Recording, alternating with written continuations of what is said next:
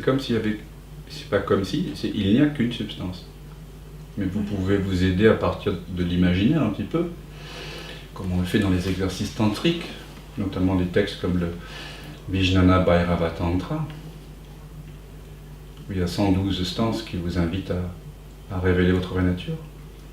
Et il y en a une comme ça, où il est dit, considérez l'univers, la manifestation, là, tout ce que vous voyez, ce que vous sentez, tout ce que vous percevez, comme une apparition magique. Et réalisez votre vraie nature.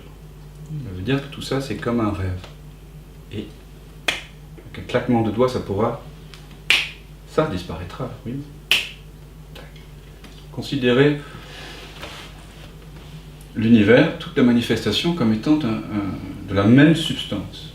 Dans un rêve, tout est de la même substance.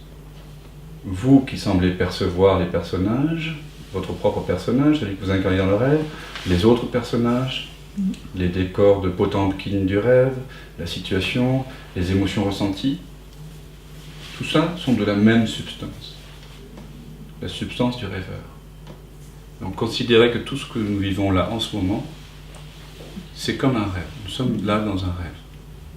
Et tout ce que vous voyez, tout ce que vous percevez, entendez, sentez, pensez, c'est fait de la même substance.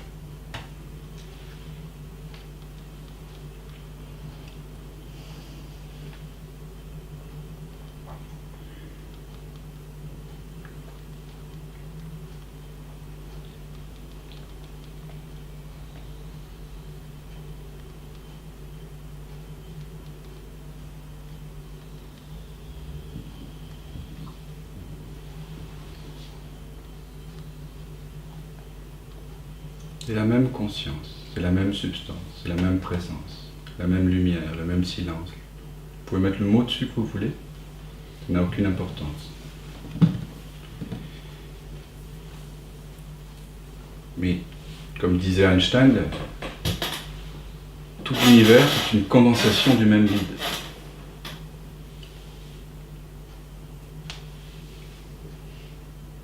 Et vous êtes ce vide. C'est ce vide que vous avez découvert là ce matin. C'est pas rien.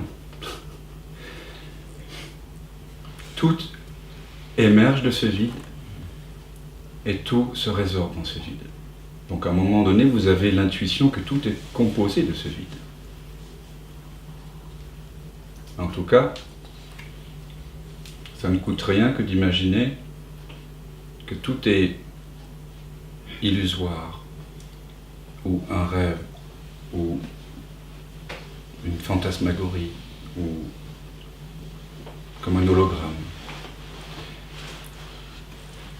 Ça ne veut pas dire, je ne sais pas comment vous le vivez là, mais ça ne veut absolument pas dire que le monde n'a pas d'importance. Quand vous voyez le monde comme un rêve, au lieu de le voir comme quelque chose qui est réel, c'est-à-dire ce qu'on appelle habituellement réel, c'est-à-dire chaque objet est séparé de l'autre, les gens sont séparés les uns des autres. Sentez les deux perspectives, vous allez voir qu'il y a une grande douceur dans le fait de considérer que tout est un rêve. Que tout peut disparaître d'un instant à l'autre. Il y a... C'est plus précieux du coup. Ah ben oui, hein, n'est-ce pas? C'est plus d'intimité. C'est ça, c'est paradoxalement beaucoup plus précieux et intime. Et de côté. Voilà.